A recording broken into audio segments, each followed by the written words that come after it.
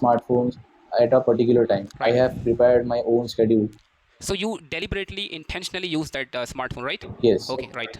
So I got a free Whenever I get free time, got whenever me. I get free time, Yes. so I prefer not to use my smartphone because at that time we are having, if for suppose I'm having 1 hour of free time, so I'm using my smartphone, and the notifications are coming again and again, so I get confused and I start replying to them. So at that time I I'm don't, replying to them. Whom? to the person which are, they Okay, are okay, right, which are texting me, which okay, are okay. giving me message. Who are texting me? We are My human. friends. Human being, na to who Yeah, I, yeah, right? human We beings. use who, right? So I got stuck. I get stuck. I get stuck at that particular time. So Right. I don't know how my 1 hour spent. See, distraction is not merely the things which are. See, we have distraction. The opposite of distraction is not focus. The opposite of distraction is traction.